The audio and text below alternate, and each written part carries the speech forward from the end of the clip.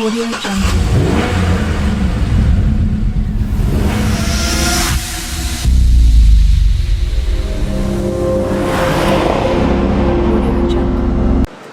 Yeah, I think to win the Formula E Championship, obviously as a World Championship certified by the FIA, is an incredible achievement. It's something that I've been working towards for a long, long time, as you said. But yeah, it means a lot. I think it's a little bit strange coming with one more race to go, but I'm very proud of what we managed to achieve, and still hasn't fully sunk in, but yeah, really, really proud of everything me and the team have managed to achieve. What did you do with the team to celebrate in Berlin? Not much. They were here till 1 a.m. trying to build the car back together, so I managed to get out for dinner with some friends and a few drinks, but not much. But we're heading to Ibiza with the engineers on Monday morning, so it should be good fun.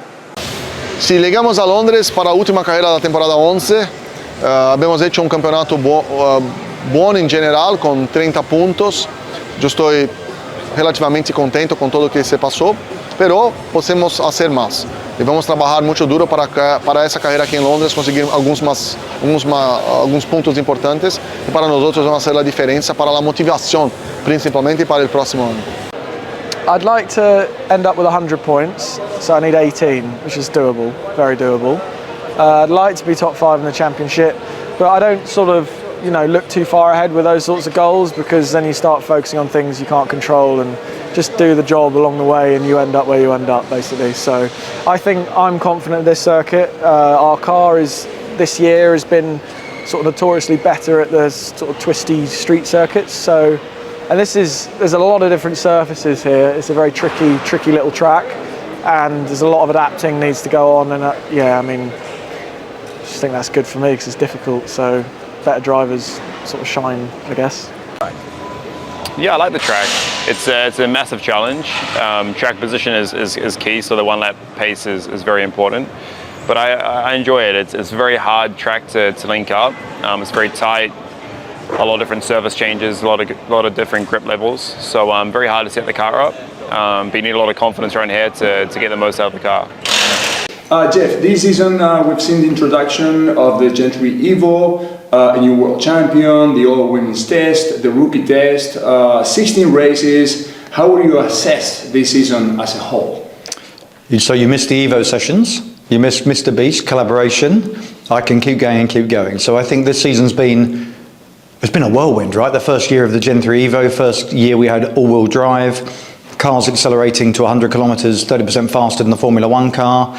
We've had 6 races with rain in the last 6 races. So it feels like it's been an incredible season. It's gone so incredibly quickly this season. And you're right, we've crowned Oliver Rowland as a new world champion. And as we're talking here in London, we've got the Drivers' Championship sealed, but the manufacturer and the Teams' Championship still up for grabs. Full house here in London, not a seat available. So it feels like it's the culmination of an incredible season, and we get to do it all again, starting in Valencia for testing in October. So there's a little gap, and then we go again. And as you know, we'll start that last season whilst we're also testing the release of the Gen 4 car, which will start in December of next year. So yeah, it's been a whirlwind. I have seen the audience, again, grew this season, and if so, why do you think it is? So yeah, growth in our fan base again this year, and growth in our TV audience. As we sit here right now, our expectation is that our cumulative TV audience will be over 500 million for this last race season. Look, I think we're in the sweet spot. We're the sweet spot of sport racing, so people love motor racing. There's a real increase in the viewership around sport, but there's also this sense of sustainability, wanting to do good social impact. And I think we sit right in the kind of middle of the Venn diagram for those two things. The other thing is the EV transition. So this year there'll be between 15 and 20 million electric vehicles sold around the world. By 2030, that number will probably double to in excess of 30 million electric vehicles sold. So I think we have the tailwind of electrification. So youngsters coming through, the younger audience coming through, love the idea of electric vehicles. That's what they're going to be driving in the future. They love competitive racing, and they have a real sense of the environment and what's important for the future of the planet. what are your targets for next season and what can we expect? Bigger. More fans, more TV audience, more digital presence, more followership, more subscribers, same competitive racing. I think we deliver amazing racing. But I say next season will be the last year of the Gen 3 year, so we want a really big finish for Gen 3. But at the same time, we're paving the way for the introduction of the Gen 4 car, which is an absolute beast. So just want, same as this year, even bigger, just as competitive, but starting to signal the arrival of our next race car. What details can be shared on the Gen 4 car? So there's a few public things that are out there. The FIA published the specifications. So the new race car, we think, will deliver the same close combat wheel-to-wheel racing that we love in Formula E. It's a bigger car in terms of its scale, but it's also a completely different design of car, different aerodynamics, different levels of downforce. It goes from a max power output of 350 kilowatts to 600 kilowatts. So you've got a roughly 800 horsepower car, accelerating significantly faster than the Formula One car with a much higher top speed. So this is not an incremental change in car. This is an exponential change in racing, electric racing. So I've seen the car. I was there for testing in Italy last week, and I think it's going to really blow people away. Sí, ese es el objetivo principal. Creo que para el equipo son dos títulos muy importantes. El año pasado terminamos segundos y este año llegamos aquí primero en los dos. Son dos títulos mundiales y traer los dos a Alemania a casa de Porsche sería muy bueno. A nivel personal, ¿qué tan importante sería cerrar la temporada con una victoria? Eso sería bueno. La verdad es que todas las temporadas, desde la temporada 5, consigo ganar una carrera al año por lo menos, y este año todavía no. Muchos segundos y terceros, pero nada de victorias, y entonces conseguirlo hacerlo aquí sería perfecto. A nivel personal, ¿qué balance realizas de la temporada? En la verdad yo creo que hicimos una temporada bastante sólida. Calificamos siempre muy bien, bastante podiums, pero sólida, pero al final estaba un piloto que ha hecho un trabajo mejor que nosotros y nada, es un campeón merecido, Oli, pero contento con la temporada. ¿Y con qué colores te veremos la próxima temporada en Fórmula E? Todavía ni tampoco yo lo sé, por eso esperamos un par de semanas más y espero que en un par de semanas ya lo sabemos todos. Bueno, aquí estamos en Londres para la última de la temporada y creo que el circuito más técnico de toda la temporada. Tenemos una parte indoor, una parte outdoor muy tight, muy bumpy, un circuito muy técnico. También de hacer el setup del coche no es nada fácil. Tenemos un punto de adelantamiento bueno, que es la primera curva, la 1, pero todavía no es fácil.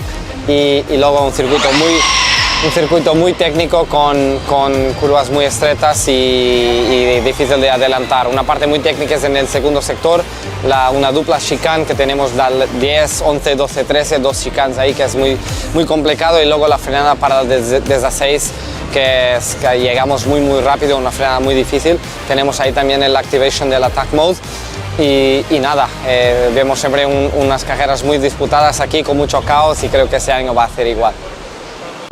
The minimum I would like is to just secure my position in the top 3. If I could finish third in the championship, that's perfect. If I can improve one more position, of course that's what I want, and to finish the season with a win, especially at home, would be perfect. Of course I will try my best. It's not going to be easy, but top 3 in the championship is what I'm aiming for. Nacho, cuéntanos un poquito de este London E-Prix, lo que se vivió hoy y lo que se va a vivir mañana en cuanto a espectáculo. Bueno, aquí en Londres sorprendentemente no ha llovido, o sea que un poco raro para nosotros. Mañana ya veremos esta carrera final, al ser indoors y outdoors, si llueve cambia dramáticamente. Hoy Pitbulls ha sido un poco más aburrido de lo que yo pensaba, porque pensaba que iba a haber un poco más movimiento. Y mañana última de la temporada, ¿no? Entonces un poco jungla, digamos, ¿no? La gente se está jugando el contrato, la gente que ya le da igual, la gente que ya ha ganado, pero todavía tenemos campeonatos que están por materializarse, ¿no? Como son el de fabricantes y el de equipos, ¿no? Entonces vamos a ver qué pasa mañana, con muchas ganas de acabar y de descansar. Londres es el lugar correcto para terminar la temporada cada año. Sí, obviamente nuestros headquarters están aquí, nosotros somos una empresa inglesa, tenemos un montón de sponsors y de gente que está basada aquí. La mayoría de los equipos, aunque no sean ingleses, tienen base aquí, igual que otras categorías. Entonces, bueno, ya no hace más que verlo, ¿no? La cantidad de gente que hay en las gradas, el Emotion Club está completamente lleno, los speedwalks son un espectáculo. Entonces, aquí para acabar es un fin de fiesta perfecto. La mente de muchos en Fórmula E está en la próxima temporada. Bueno, la próxima temporada de Fórmula E, como siempre, nuestro objetivo de aquí al 2030 es intentar añadir una carrera cada año, ¿no? El año que viene tenemos Madrid, España, que para nosotros es muy importante, porque bueno, aunque la empresa sea inglesa, como decía antes, nosotros somos españoles, todavía los pocos que quedamos, y estamos muy contentos de ir a España. Tenemos una segunda carrera en China que está prácticamente a punto de anunciarse, otra que está todavía pendiente, cambios a mejor desde Homestead ahora a Miami al circuito de Hard Rock, que es un espectáculo. Entonces, bueno, creciendo poco a poco siempre en nuestro camino, y la verdad que, como te digo, una carrera nueva cada año y a seguir mejorando. La gran alegría de las celebraciones de este equipo de Jaguar con esta victoria de Nick Cassidy, que estaba en los planes de Nick seguramente, como nos dijo antes de la competencia. Sin embargo, todo podía pasar en esta primera carrera del fin de semana aquí en Londres con el pitbull, que es muy predecible, más todavía de lo que ya la abre el FIA Fórmula E. Es, en definitiva, una victoria de Nick Cassidy con un podio que se completó con Nick de Vries y con Pascal Wehrlein. También la sorpresa de tener a Mahindra en este podio increíble. Vamos a ver qué dijeron los protagonistas de este primer London E-Prix del fin de semana. This is one of the most special wins of my career. It's unbelievable. The circumstances, the day. I've been, to be honest, a little bit anxious and a little bit emotional so far this weekend, and however, in the race car I feel like my performance has been really good, and if anything, I'm just thankful that, you know, the race could go our way and we could show our performance today. Family was here too. Yeah, family's here. Obviously, family in life is really nice and important to have around. Coming from New Zealand, it's not super easy for them to be at many races. But at the same time, alongside my family is my second family, which is the race team. They have supported me a lot. They've listened to me, they've worked with me, they've worked for me. But they've also given me the opportunity to show what I can do, and that's where moments like today become really special. Las celebraciones, como lo vemos aquí en Londres, con este papel explicado, porque claro, se acaba la temporada 11 de la FIA Fórmula E. Oliver Rowland, campeón de pilotos, como ya lo hemos visto el fin de semana anterior a en esta temporada 11, y ahora con la finalización del campeonato este año y el equipo Porsche quedándose con los títulos restantes. Vamos a ver qué dijeron los protagonistas de este London E-Prix doble este fin de semana. Lo más importante, el balance de toda esta campaña 2024-2025 y lo que se viene el año que viene. Sorry about today, man. Estamos con Oliver Rowland. Oliver, what a season for you, World Championship. Anything else that is sinking in already or not? Yeah, obviously I've had two weeks for it to sink in a little bit. But yeah, obviously I'm very happy. I think I'll reflect on this season very proudly after the week. Of course, it was a bit disappointing this weekend, and I wanted to do a bit better. But it is what it is. We won the championship, and that's what that was the target this season. So, no question about sport. What is going to happen with you and your family in the next, 3-4 weeks? I'm taking the team away to Ibiza tomorrow morning, so we're going to have 2 days there. Then I'm in Budapest next week for the Formula One, and I'm in Greece for 2 weeks with my wife. So looking forward to that. Go enjoy. Celebrate. Thank you. Thank you very much. Thanks, man. It's unbelievable. I mean, the last 2 years I've left London with a bit of sadness, and it's made the summer holiday not the best. But this year I feel like it's just unbelievable joy right now. The end of the season has been higher than or better than we could ever imagine, and that's thanks to the team and the opportunity they gave me. Anything you could show somebody else or yourself with these 2 wins at the end of this season? Actually 3 in a row with Berlin. So yeah, exactly. It's I mean, wasn't really to show anyone, but it just gives me a whole lot of confidence. Yeah, I mean, the start of the season was tricky. I must say I did lose confidence in myself, but I'm back. Congratulations again. We achieved what we wanted to achieve, and the season has been very positive. Becoming third in the Drivers' Championship, winning the other two, I think we can overall speak about a positive season. Yeah, we know there's still a bit of work ahead of us. I think others have improved quite a lot, and yeah, as it stands right now, we definitely need to improve. But yeah, that doesn't take away what we achieved this year, and especially then, you know, becoming drivers' champion last year, becoming teams and manufacturers champion this year. We've won everything there is to win the last 2 years, and the team can be super proud of their work and of their job, and yeah, it's well deserved. I know how much effort everyone is putting into, and yeah, let's enjoy this moment, and then we bounce back stronger next year. What does off-season look like for you? Well, a bit of celebrations the next couple of days. First of all, I mean, here obviously today, but then also back in the factory and a bit at home. And I think by end of next week, I will just switch off my phone. No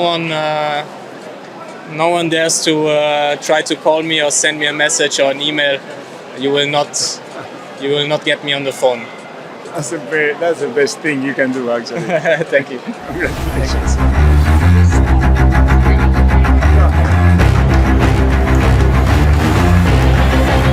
El equipo del campeón del mundo con Oliver Rowland festejando la fotografía de rigor, la que queda para la historia después de una temporada en la que han hecho la mayoría de las cosas bien. Eso es lo que ocurre en Fórmula E. No se necesitan victorias todas las carreras para ser el campeón del mundo, pero sí consistencia.